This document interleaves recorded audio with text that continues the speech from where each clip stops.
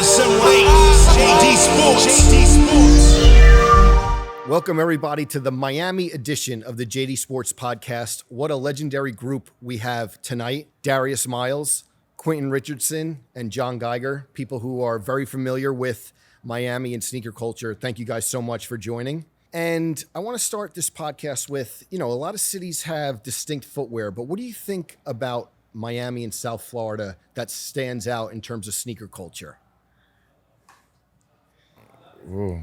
I want to say right now, to probably 2015, the past 5 years, everybody relates to DJ Khaled. Okay. But when some guys played here, it was that time. But I feel like in the past 5 years, I'll say everybody relates to what he's got going on. Yeah. I mean, that's just my personal opinion. So it's a Jordan brand city. Jordan for sure. Soulfly. Yeah. Soulfly got bangers every bezel now. So for sure. The Miami Hurricane 3. Yeah. They hit hard this year. Yeah, they're good for a collab a year that always sticks out. So there is sneaker culture that is bubbling in Miami every year consistently. But I kind of want to take it back. We've done a bunch of these podcasts, but this is an honor for me because I was a freshman in UConn and you guys were coming up.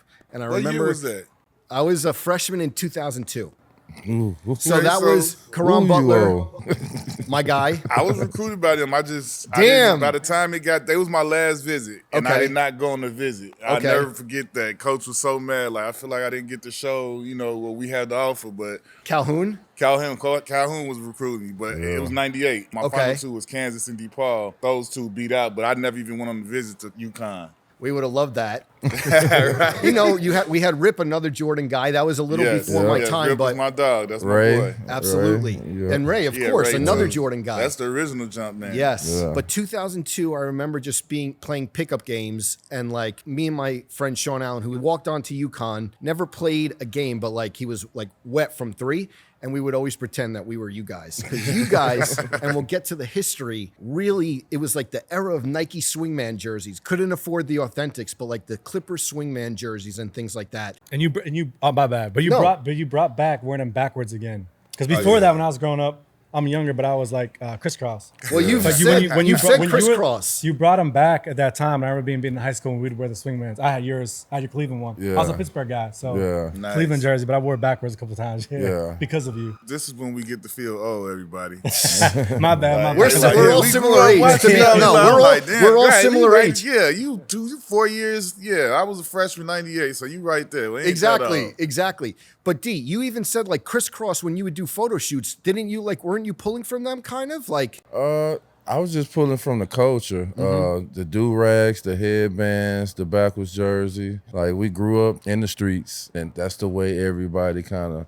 And then we took a lot from Allen Iverson. He kind of set the tone of NBA players being able to wear do-rags and hats tilted or cocked. With us, Jordan is a big piece of our career. I couldn't see our career being as big as it is or being noticed how we be noticed without Jordan being a piece of that. And I know the N1 story, of course, but I know that you guys were actually playing against him too, in AAU and stuff. Yeah. How much do you think the persona and the swag that you guys had contributed to him wanting to sign you versus even competing? No, I don't think it was nothing about our swag or nothing like that. I was consistently going to Jordan camp for 3 years. My first summer was going into my sophomore year, and then we went every year. So when we got drafted, it was a routine that we go to Santa Barbara for them 2 weeks. Yeah. We always been Nike guys. We always had Jordans or Nike, so that's all we always wore. So when he seen us dressed down in N1, it was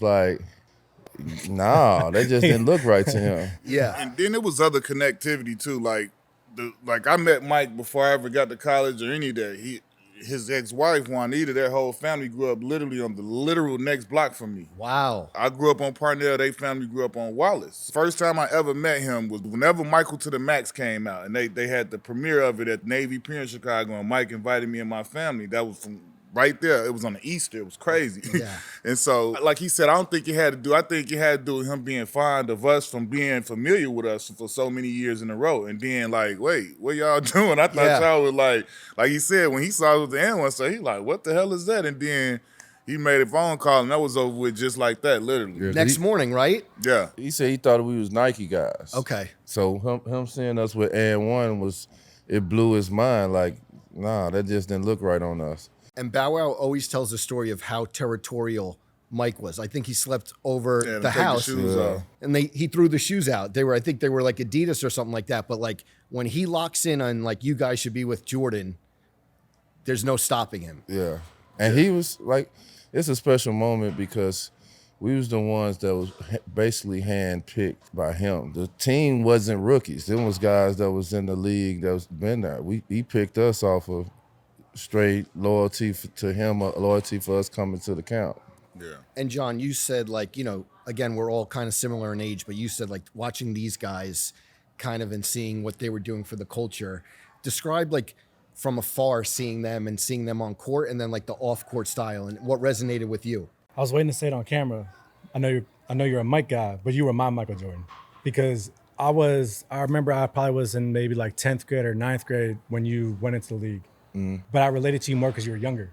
And it's where you came from the city and stuff like that. So when I was trying to get footage before I came here from my mom, my dad, but I have footage when I was scoring high school. I would do Yeah. Right. So we're gonna ask where that came from and what's that about. But that's what I would do every time I scored. And then when you guys played together, I had a friend who lived with me, and they called us like the Young Guns. Yeah. So at the time, when the Young Guns, basically in LA, that's kind of like what our thing was. Yeah. But Michael Jordan was always Michael Jordan to me because like championships and everything like that. But the swag coming from the city being young, you were my Michael Jordan. Yeah. Yeah. So No, that was not trying to be like super deep right now. No, for real. When when I just was at the every summer they had a board of governors thing, and like that was something that he talked about. Like, you know what I'm saying? To him, you know what I'm saying? Like he's talking to all of the athletes there, and this isn't like whoever, this is him talking to us. And he's like, you know, like I think Vin Baker was there. Yeah, Vin Baker, damn. Ray done weren't there because they was at some golf thing, but they usually are there like the OGs. And he was like, it's important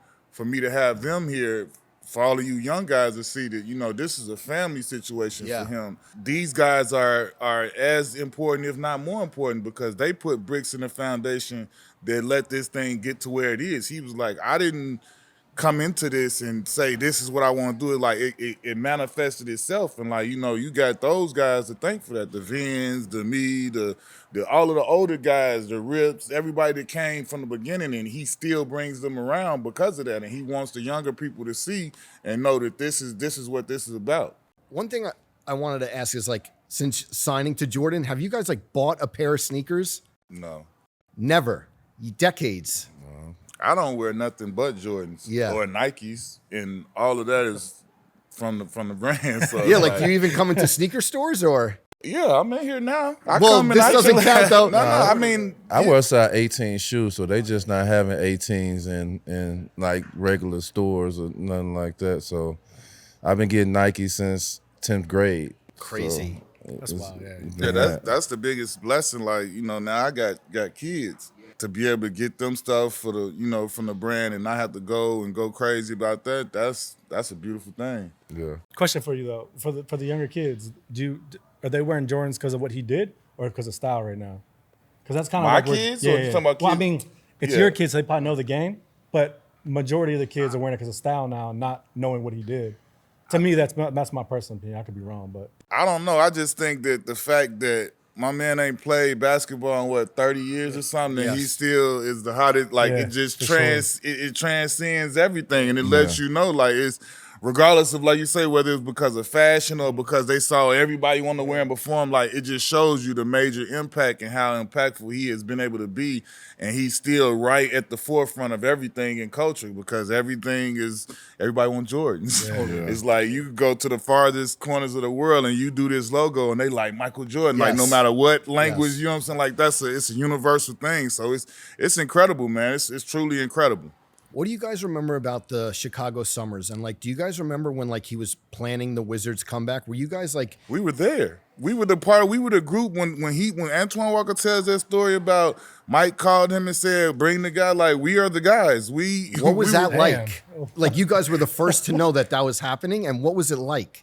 Well, you still didn't know that it was happening until Okay. it happened. But I mean, you had an idea like, damn, why Mike, like, you know, he coming every day and he going hard, but like, you don't know stuff. That's G14. Yeah, that's classified. president level of secrecy. Yeah, but Yeah. I mean, you could, I guess you could tell because like he started to show up every day, and it was like that was very different from the year and the previous couple years where he wasn't. You would just see him once in a while. Then he was going like he was trying to do something, like working, like lifting weights and playing and doing everything. And so you could kind of sense that. But like I said, it wasn't crazy for us because we had played against him so many times, going to camps and things like that. It wasn't like, I mean, obviously anytime we get to be around him and, you know, play, it was cool, but it wasn't something that was foreign to us because we did it literally every summer in August for like 2 weeks. Yeah. So we were used to it from that standpoint. I missed that summer. I was doing a movie in Okay. Vancouver. Oh yeah, that's when he was doing the perfect score. Okay, yeah. But I was talking to Q, and Q said, man, Mike here every day. And I'm like, man, what?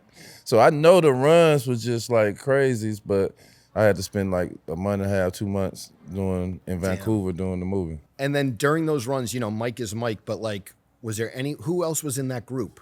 Man, first it was all the Chicago guys. You could Corey McGetty's, Sean Marion, Bobby Simmons, D Wade, those guys were there. But the thing about when Mike is there, you got Stackhouse pull up from Michigan on his boats with the two Rolls Royce on the boats. Okay. You know what I'm saying? Yeah, He like had his own like truck that he put all his cars on. Would just travel with cars? You know like, the trucks that stacked be on dollar. the You hear me? highway We call that them have, stacked had dollar. like Wow. the 6 cars on them? Stack had one Okay. of those. Stack had one of them moving around. With his own when he cars go on out of the town. and we just switch him off just for like a couple Yeah. weeks in Chicago? Hey, that's how it was. Like when Brought Mike the was whole hooping, fleet with him. Juwan, Finley, everybody. And that's how hoops was, man. What Tim Grover had, I don't think it could ever be duplicated, bro. Like I see a lot of the things, and like now you see everybody got cameras in that thing. Like that was forbidden for us. Like if they had cameras from that, like it'd be some of the craziest footage you ever saw. Shit talking and Everything. Really? Fights, and then just crazy hoops. Like, and then it was like all-star level talent there every summer. Like, you might see Penny, Pip, like, and that's what I'm saying. LeBron Like, came through yeah, there, Ron LeBron, Artest, Melo, everybody. CP, all of them. D-Wade had them come through one time. The thing that I loved about it, like, from a young age, so me and Corey, you know, we right there in Chicago. McGetty, our first time going is, like, right after our senior year. So imagine you going to the gym and you walking in as a high school player. You ain't even in college yet. And when you go suit up to play, TG like, yeah, y'all not guarding each other. You got Pippen and you got Finley. Or you got Stackhouse and you got Penny. And it's like, the hell? Like, On and the you about to fire. get tattooed up in there. Do you remember who was the toughest that you ever had to?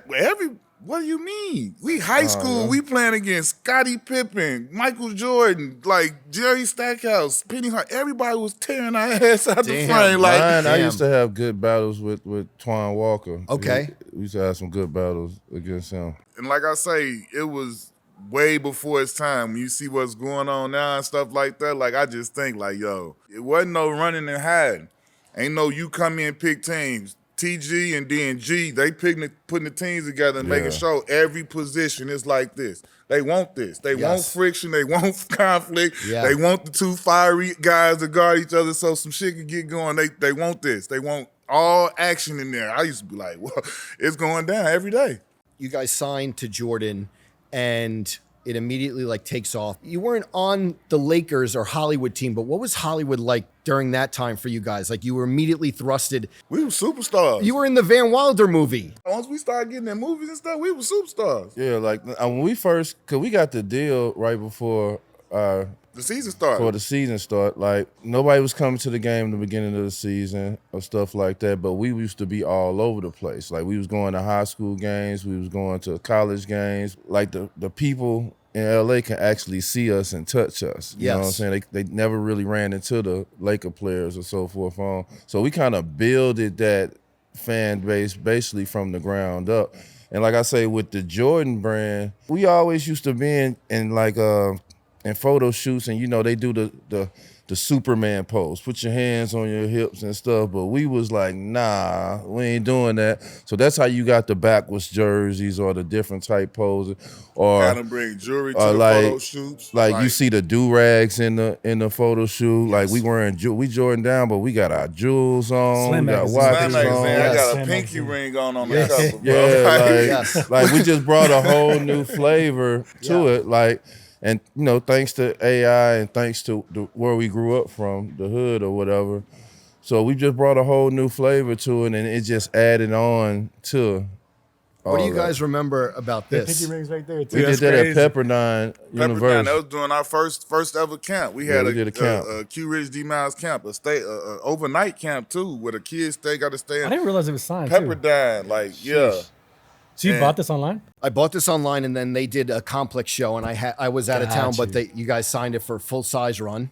Yeah. Okay. That was like, you see us got our jerseys on. Yep. But the original Yeah, they didn't even use the one. The original picture, we don't have them same we don't have our jerseys on. We switched jerseys and flipped them and all Damn, that that'd been stuff. fire. So that's where the Slam cover came from with me, Eldon, and Lamar.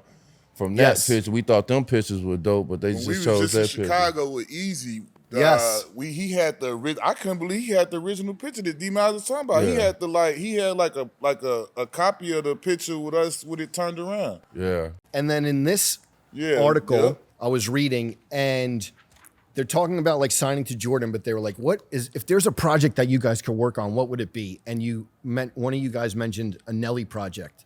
Yeah. Was there like a secret Nelly project, or did it never happen? Like, were you guys Nah, trying to I'm make that from happen? East St. Louis, and Nelly, he just blew up that summer. Yeah.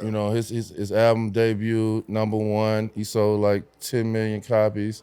So he was the hottest thing, out at the time. And we was homeboys, so, I was just repping for him as much as I can, as well as he was repping for me as much as he could. And then did you try to have convos about like, let's get Nelly some like player exclusives, or like, did you ever bring he it to had the a good brand? relationship with the brand anyway. Yeah, It was he like had a they used to show connect. him a lot of love, So that was all good. But I mean, we didn't do any private. I mean, he put us in some songs, said our name in some songs and stuff like that, which was dope. We hung out. Like when they came to LA, we hung out a few times and did different stuff like that. My mom used to, she had to connect on like exclusive Clipper jerseys. Had this guy out of Sacramento used to make an all black Clipper jersey, all white, like different colors. So back in the day, when you see some of them videos and they was wearing them jerseys, they was giving them from my mom. Damn. So how did that connection come about? Like, she just We met a guy when we went to play Sacramento, and he brought these jerseys, and we looking down, we like, oh, that's a crazy color. So I started getting them, and I still got a bunch of them to this day. I got probably like 50 of them. wow. And my mom started ordering. She started ordering a pink and white or any color. Like if she gets some Jordan, she'll get specific colors for her Jordan. A bunch of my family and friends used to ask for them, so she used to order them, and she wound up kind of working with the dude and just hooked Nelly and them up with it and hooked everybody up with it. I forgot the guy's name. I'm sorry to forget his name, but that was so long ago. But And me and John were talking before you guys got here. What was like the Van Wilder cameo like? Big movie. What do you remember about that? We had no clue that would be like a folklore Cult legend, classic. like a Cult cult classic. classic. Like, Cult listen, classic, yeah, for sure. listen, I do radio like every now and again for like TSN in Canada. Like Yep. them dudes love that movie and bring that mention remember up my lines to every this day. single. Really? Yeah, What is it? was What is the line? we was in the locker room, and my line was, "You gonna invite them freak honey from Mount Holyoke?" That's the only words we said in the whole I movie. said matadors. Yeah. He said, yeah. He said they gonna be with the girls. But He said, I said matadors. But Ryan Reynolds was Exactly. super cool, man. Yeah, Super that was cool like, dude. and then to know like this many years later it was that big, it's hilarious. Yeah. You know, once we did that, we show up to the set like, we got a trailer? We like, Yeah. we like, oh no, like now that's when we started thinking, oh yeah, we superstars now. Like, You see the cheers with our name on the backs and I'm what? like, oh, okay. You 19, 20 years old, and you Crazy. seeing this like, And that's the thing that I think stands out about you guys. It happened so young. Yeah. What was it like dealing with that? Like, again, 19 or 20, and like you're immediately like thrusted into everything that's going on. What kept us real grounded, we always was with each other. We never really kind of did stuff without each other. We definitely thought we were superstars, though. We did one-on-one with Flex. We did Arliss. We did. Yeah. Wow, it was Arliss. like, for us, like every time we went on some type of movie set or something, it was like, dude, like we looking around like this is the coolest thing ever. Yeah. Like, and they want us to be here. Like, Yeah, I Perfect Score, I didn't want to do Perfect Score because soon the season over, we was on the first thing smoking back home, Okay. leaving LA because we get tired of traffic. Once you get 6 months of that traffic, you be like, man, I need to go back home to For get sure. some reality. So we first smoking back home. My agent was like, yeah, I need you to go back to LA and audition for this movie. Okay. And I'm like, nah, I'm cool on the movie. Yeah. And he like, nah, the check they time about giving you, you ain't cool on the movie. Was it You need to crazy? just go and see. Without pocket watching, was it like a crazy check? It was seven figures. Damn. It was a blessing. John, seeing, you design your own line and coming up on them, how do you like look back in terms of like a fan of sneaker culture, and then you are consulting with like Darrell Revis, and then like now we know you from your own line. What is it like to like check every box in the industry? And now how do you feel about it in 2025 in terms of like your trajectory? Well, always a fan of footwear, number one. Fan of all the brands, but Jordan and Nike were like the main. Like if it wasn't going on, what's going on there, the designers I know from here, like Ken Link, Trent Casper, those guys that worked on like some of LeBron's, I probably wouldn't be doing what I'm doing, and it's because of because of that company what I'm doing. But if you're talking about like silhouettes or models, the 17 to me was because of him. Yes. And then some of like the 11s and stuff, I wasn't really into those. I never wore Jordans. We couldn't really afford them. So we had like, I'd do Air Force Ones. So I could get like 2 pairs of Air Force Ones for a pair of Jordans. Mm-hmm. So I wasn't into Jordans and probably until like maybe 16, 17. But the 17, that's when I was like, it sounds funny, but like my first pair of Jordans probably were, they might have been 11s or maybe 11 lows or something. I think I was like 2001.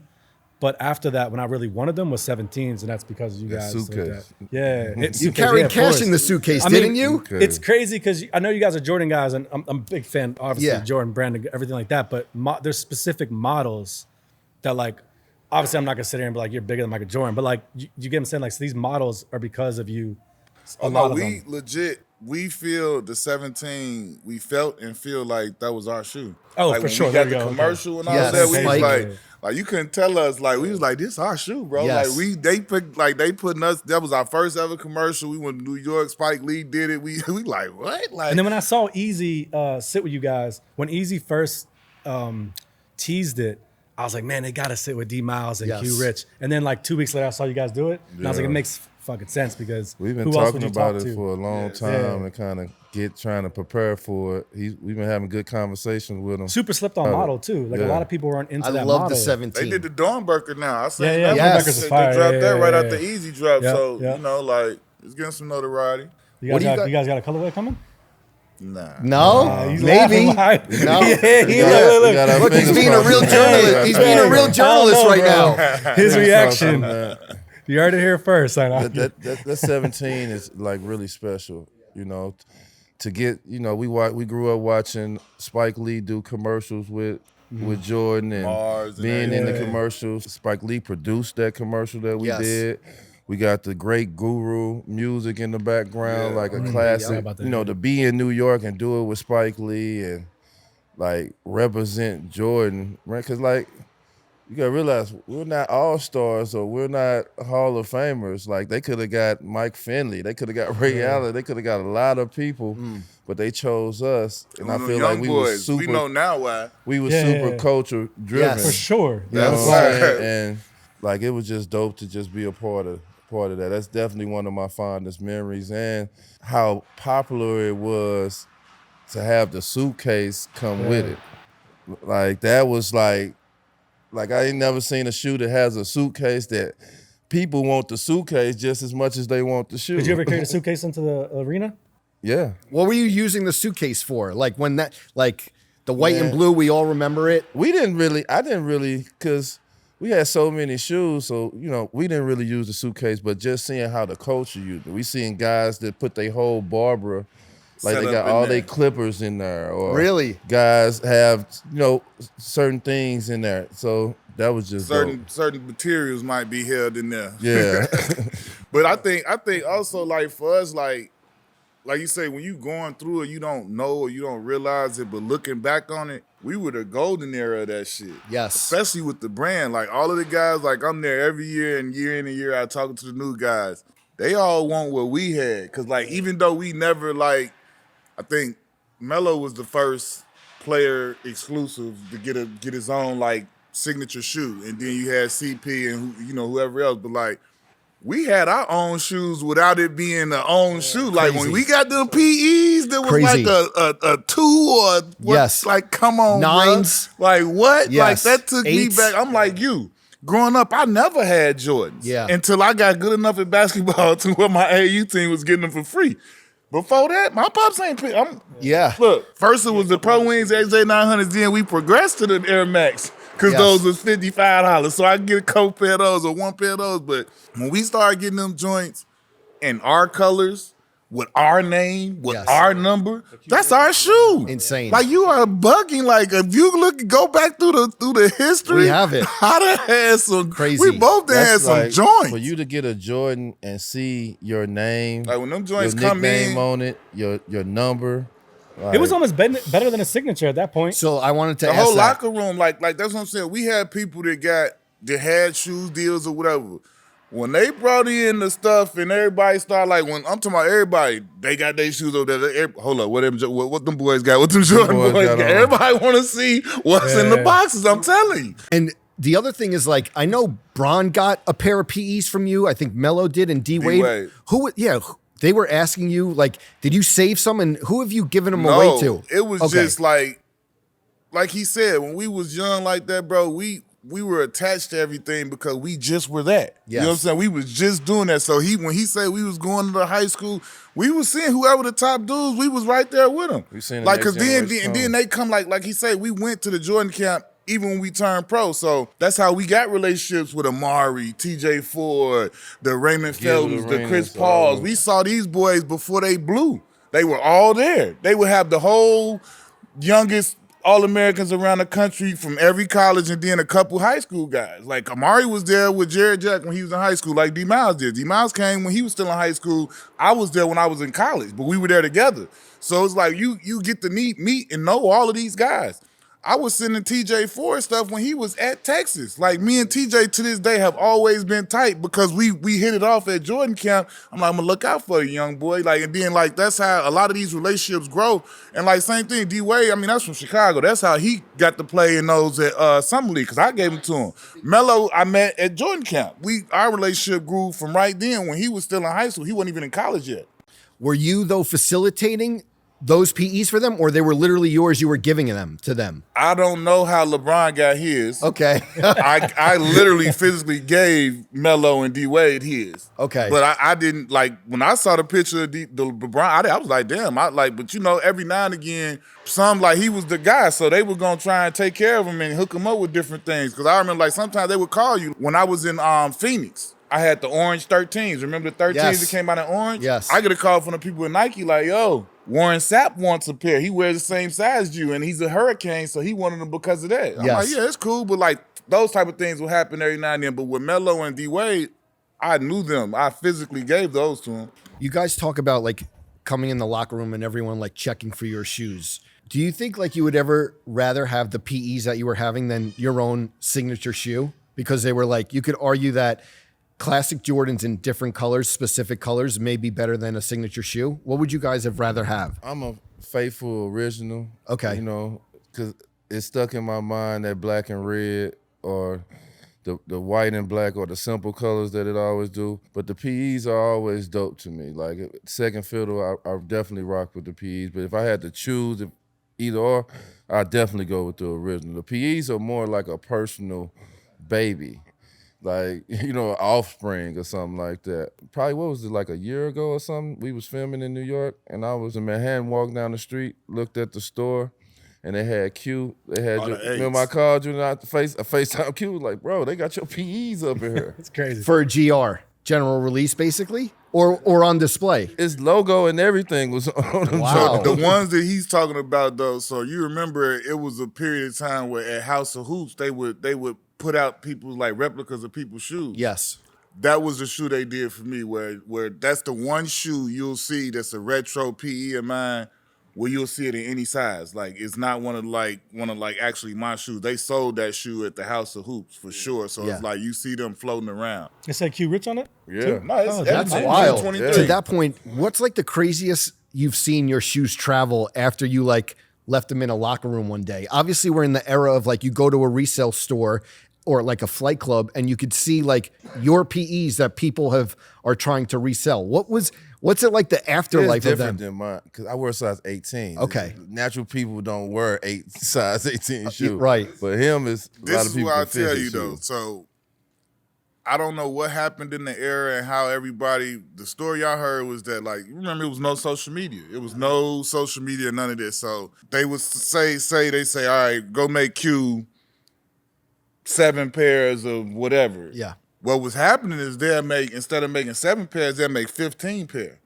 And Okay. then they send the 7 pair, and then now they can work with the other 8 and sell and do what they want. So it was like a big old scheme that got blew up at whatever point. But what came from that is what you see now. Like I've had dudes like obviously everybody know PJ Tucker is a serial dude. Does he hound you still? No, he does. Listen. He hound me. He's DM'd me and showed me my shoes. I Really? have them. Wow. Like this is how. Like he's maniacal about it. He's the craziest one of You see, everybody. Melo said that too. But like man, how Melo you said get the them? same thing. But like Thaddeus Young got a crazy collect. He got your shoes. Like he talking about us. He's like Thaddeus Young and PJ Tucker got his shoes and can't even wear them, but they Can't just even got wear them. Just Crazy. got 'em. Like, dude, I need you to sign these ones. Like they didn't showed me, and so like that's from having that hustle, like, yo, meeting somebody and saying, I need to get these, or if you know somebody. And so they, you know what I'm saying? Like, it's crazy from that standpoint, but they got Crazy. shoes that And they them- cannot them wear. I call them addicts. They are shoe addicts. Mm-hmm. When Yeah. you got a shoe that you can't even fit or can't even wear and you Yes. just got it, you're an addict. Yeah, and they, like, You they, overboard. Yes. they got them, like, for real. It's crazy. What are on your Mount Rushmore of PEs? You've had 8s, you've had 11s in different colors, you've had the Cleveland Cavs and the 9s. I remember when you guys had the black 9s, I took an olive 9 and like in my dorm room we're spray painting it all black because you guys had all black Yeah. 9s. If you had His to Phoenix pick, ones are really good. the too. Phoenix Yeah, ones are Phoenix crazy. really good. If you had to pick like 3 or 4, what were your favorites looking back? I had them orange and white. Yes, 9s. I had black and orange 9s. Yes. My way, them was dope. I had some 8s, which was black with the orange and blue on them, like Cleveland, and I had some white ones. It's hard for me. Like you say, you had Phoenix and you had New York Yes. and LA, really.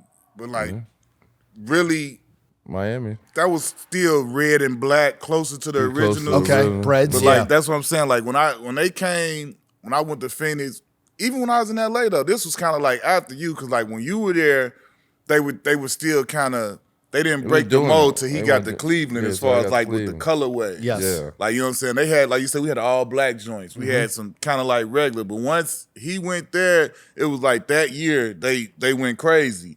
Cause like you see the orange 9s he had, I had them in red. Red and white with the blue blue numbers on the back. Yeah. And then all of those teams that I played with that were not in line with the colors, it was like, think about it.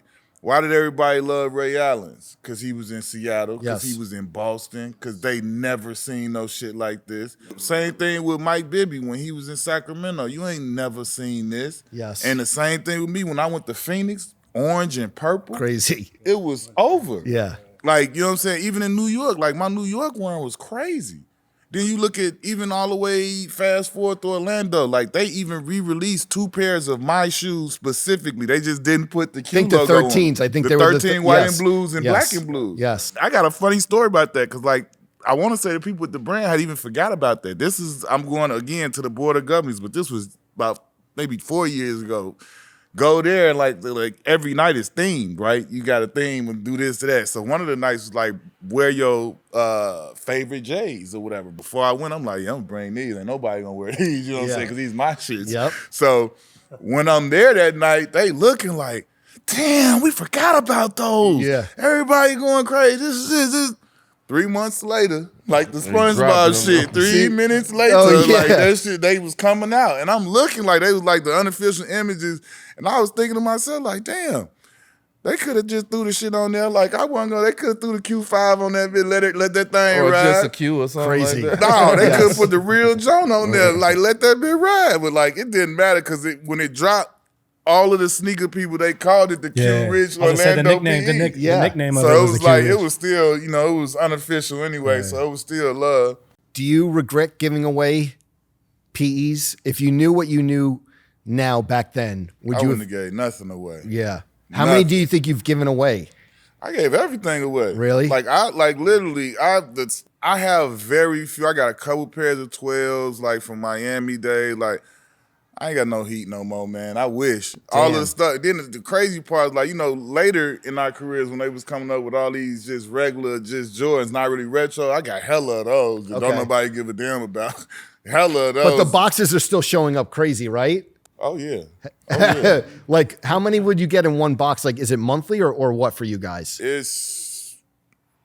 I think it's month. I don't know. I just know when they come. It's Like just 30 pairs. Not 30, not 30. but like 12, 13, 14, something So like they that. drop me off like probably 3 times a year, 4 Okay. times a year. So yeah, if you would have kept everything, like you would have like displayed them or just had them like sentimental or what do you think? No, my PEs, if I had them, I would just want to have them just because of the prestige and the vibe with them. And I probably would like display them somewhere, like when I'm doing a pod or when I'm doing stuff, I would have it probably behind me. But The archive of those would be insane. I know, like we're in the era of like museum type display. just, Like that's what I'm Virgil's- saying. like Like, Virgil's and just when pod, I yes. look through my pictures and like, damn, I wish I still had. Damn. Do you guys put your PEs up against anyone on Jordan Brand? You had Finley, you had Bibby, you had Rip, but I think you guys, if you had to do 2-on-2, would you put it up against anyone? That shit, Ray. Yeah, I think Ray that's. got I always. He the one. I always. Okay. You gotta understand why though. You gotta think about it like this. He could go in history because when you go back, like I don't think nobody had no better colors than them Seattle colors. That green and Crazy. yellow was special. Yeah. I'm just saying that shit was special. But not only that, he had the ability to like once they started, because the brand started getting fresh with it. Once like it started off how it started off, but then they knew like, oh, okay, he gonna make a deep run in the playoffs. We coming with more. And then he had not only the playoff runs, he had championship runs, then he had ringed editions. Like once they won and they coming out to get their rings, they made special. Like, so you can't really fuck with Ray. Yeah, then Ray they- is like All-Star right up there because he game, got three-point everything contest. that we got Yeah. in the regular way, but then he got extras. Yeah. Yes. You know what I'm saying? He the got Hall of bells Fame and box. whistles, like, you know what I'm saying? Special like, editions of the special editions. When he made the Hall of Fame, they sent him a box of all the Yeah, I remember number, that. They were all one Yeah. color, all right? in gold. Yeah, all like Crazy. Like, and so that's when you got can't some you shit. can't fuck can't with mess with Ray. You know what I'm saying? you guys got into it young, but I want to, John worked with Mac Miller, the famous rapper who unfortunately passed. But like you have a specific New York Knicks Quentin Richardson story, and Mac Miller, who was way younger than us. But like, tell that story about how like he resonated and these guys resonated even with like someone from a younger generation. Your last year at the Knicks was what, 2010? Yeah. I think it was 2009. So I think it was around that time, but it was Revis's third year, I believe. That's when Revis Island was like taking on. Jets. Yeah, Yeah. yeah. But I always saw D. Reeves. Shout out yeah. Big D. Reeves. So yeah, NFL Kev too. Yeah.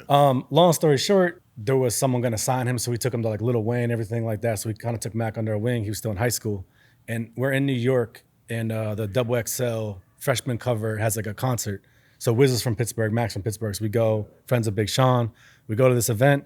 After that, Revis is like, let's go to Greenhouse. So at the time there's no Ubers yet. Right. So get in the black truck. In the black truck was me, Darrell Revis, Big Sean, and Mac Miller. Mac, no one knows about Mac yet. Like no one even knows him yet. Right. So we pulled the Greenhouse, waiting for someone to come out to get us or whatever like that. I think this was a side door.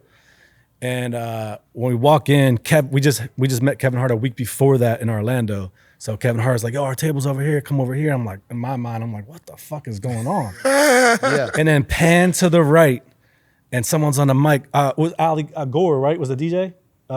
Something Gore. I don't know who it was. He was DJing there with a mic. It turned to the right, and Q Rich is up there at the top with no shirt on. Okay. No shirt on. Greenhouse. In Greenhouse, no shirt time on. is being Just drinking out of the bottle. Yes. The time And is being had. long story short, one of the crazy nights of my life. But we get back in the car, and I told you at that time they had the cops that would sit in cabs. So we make sure, like right before the tunnel, we made sure we were in a car and no one was drinking and driving and anything like that. Get in the car, and Mac turns around and was like, bro, fucking Quentin Richardson was in there. Yes. And Mac was super obsessed from that day on about you being in there. And everybody that he met that night, he would only talk about Q Rich. It was one of the hilarious. funniest stories, yeah. That Shout is out to Mac hilarious. Mills. Yeah. Straight up. Rest in peace. But Absolutely. not saying you weren't big at that time, but like, it was just, that's what he was obsessed with. He just met Yeah, Kevin Hart, all these culture. people, and he's all he cared about was you. That's crazy. crazy. Yeah, that's crazy. We've talked about the easy 17s and you guys feeling like the 17s was like your shoe, but like there's a lot of people who say like, oh, after the 13s, Jordan's like fell off or whatever. But like to my high school graduation, I wore 16s, which you guys have worn. How do you guys feel about when people say that, like there's no good Jordans after like the 13? Especially with those two models. I don't think that's true. Yeah. Every Jordan shoe I rock with, like I love how they fit. You know, the style of them. Like they like exclusive. Like Yes. they're like a high brand. Like when you say the Louis Vuittons and stuff like that. That's how I look at Jordan brand. But after 13s, I still think they're super nice and they expand to a whole nother level.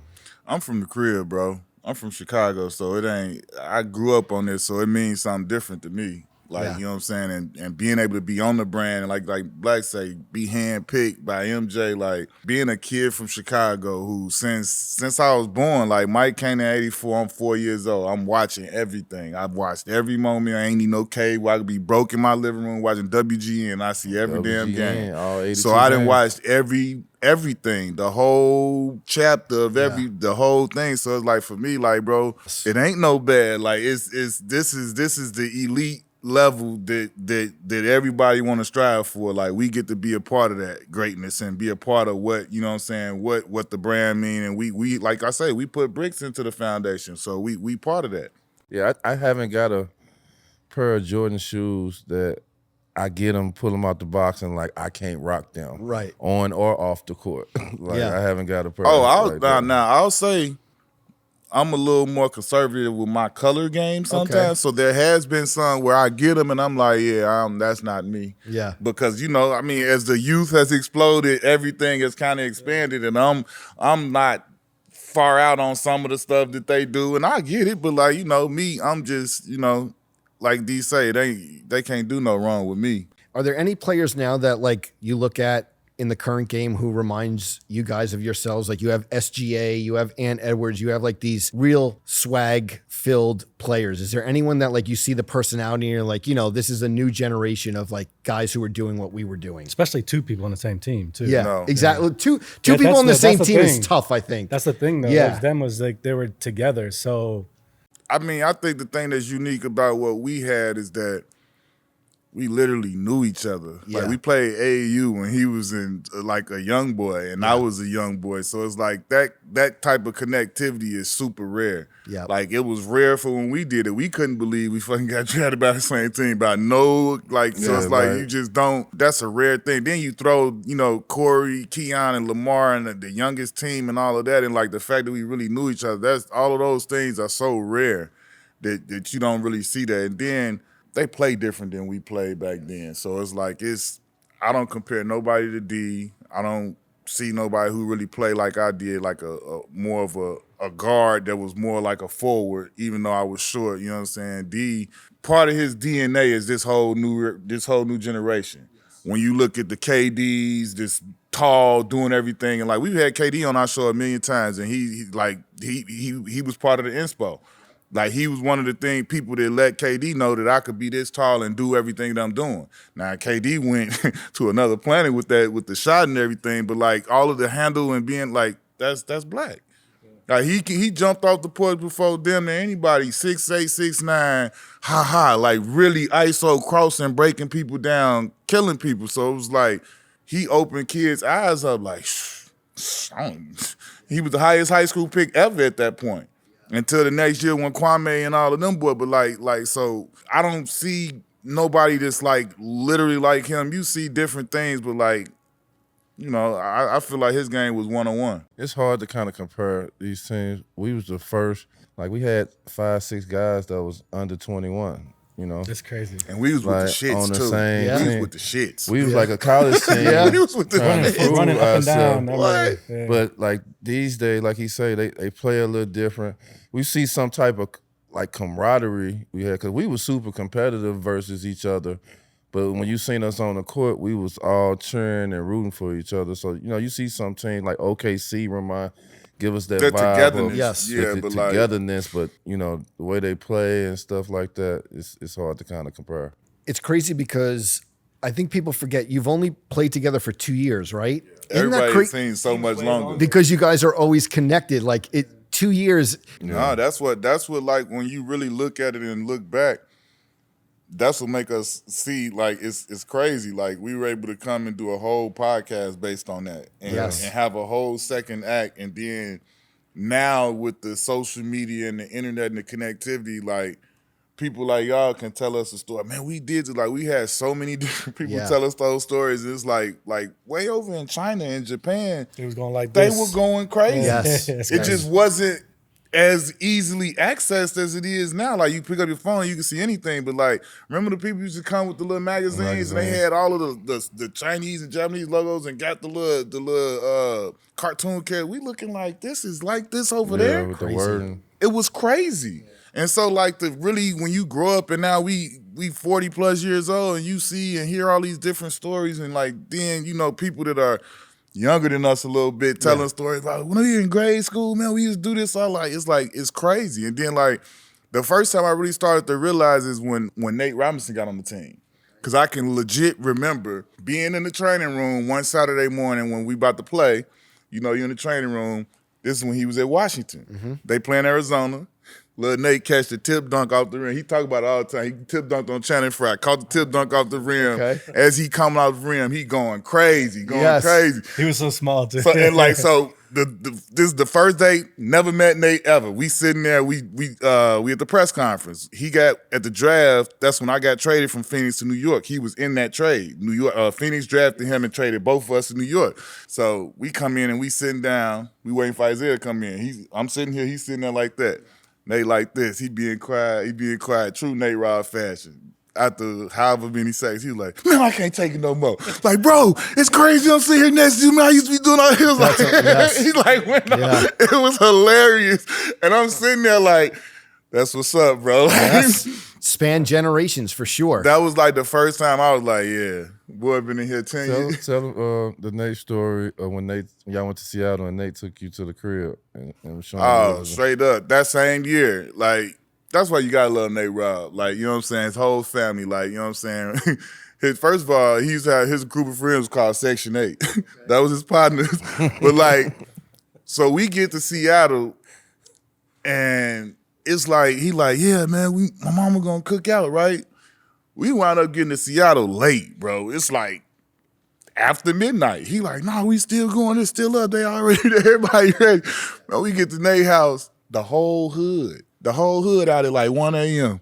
We over there. They did cooked out. Everybody, I'm talking, luckily we only had practice the next morning because we was on a West Coast trip. But it was like, okay, Nate, you want us. Like, you want us. Like, and then the craziest part, right? Everything going on. We there, players and teammates is there. And like, he like, dude, big bro, watch this. I'm about to blow your mind, right? I'm about to blow your mind. So he like, come here.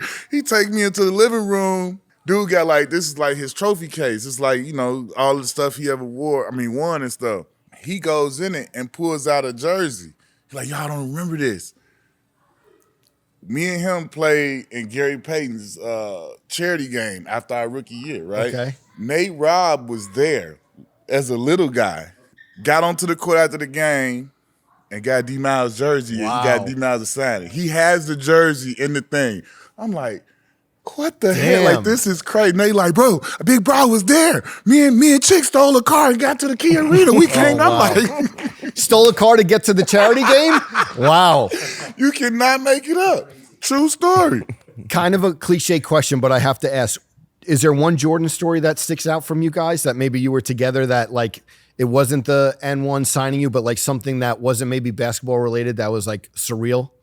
First time I met him. What was that like?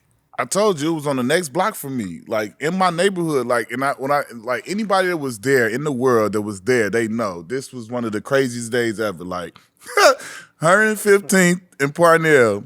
We sitting there, me and my one of my homeboys was standing in front of my house, and it's just like you keep seeing like traffic, people going and coming. I'm like, damn, something going on.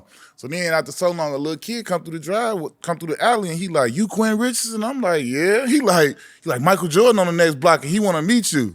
We like, What? How old were you? I'm like 17, 18. Okay. This is before I go to DePaul. I'm sitting there looking like, no way. He like, I said, I'm damn sure about to walk through this alley to see, though.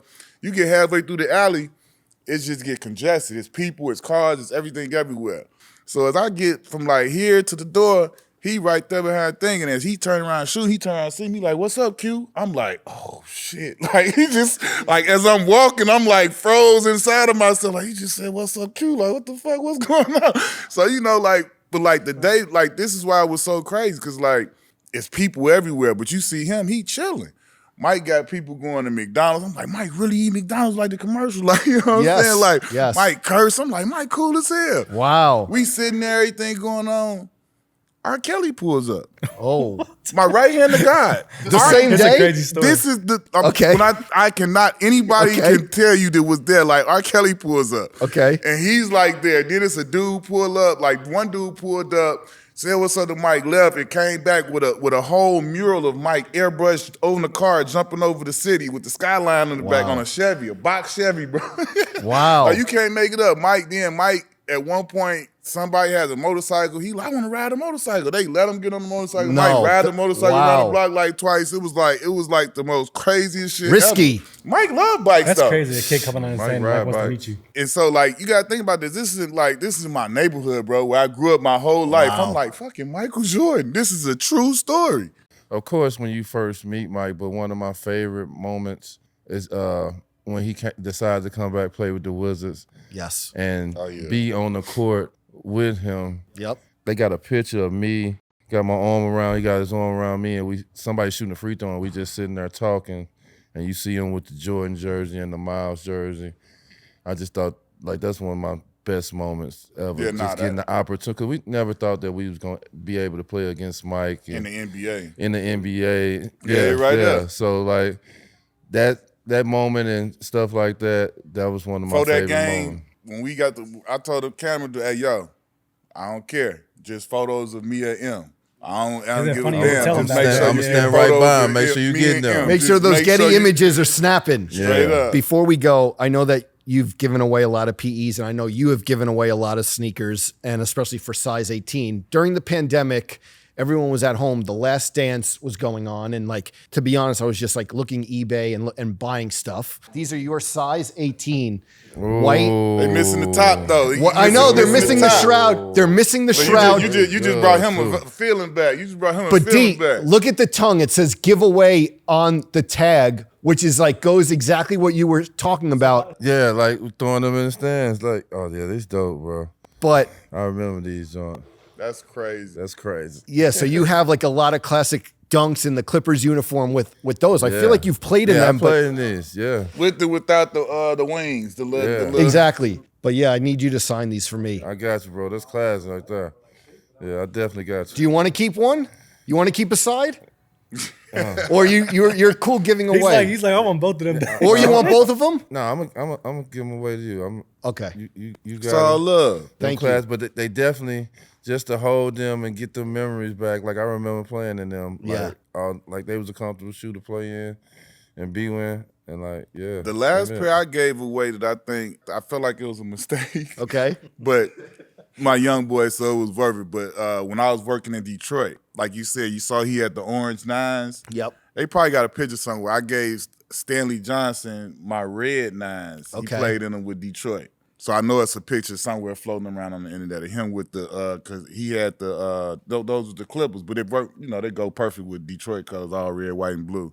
Yeah. And it had the number 3 on the back. But like, I gave him away, then I was like, should I have done that? Yes. It was cool to see him out on the court with him. It wasn't like I wasn't playing him no more. But like those would be one of the pairs that I feel like I would have wanted to keep and have on the background. I feel like a lot of times people throw around like restoring the feeling and like this is the reason we do this stuff. I am like on record saying that like for me starting in like a finish line for 550 an hour in 1999, like you guys are a huge reason why I am like in sneaker culture and like still love it to this day. So it's been an honor to chop it up with you guys. John, so much success with your line. I feel like you share the same thing that we came up on these guys, but it's been great to chop it up with you. And like you said, the Knuckleheads podcast and the Second Life is just amazing. So thank you guys so much for taking the time. We appreciate the love, man. Appreciate the love. A little walk down memory lane ain't never bad. All right, everyone. This has been the JD Sports Podcast, the Miami edition. Hope everyone enjoys the podcast, and we'll see you on the next one.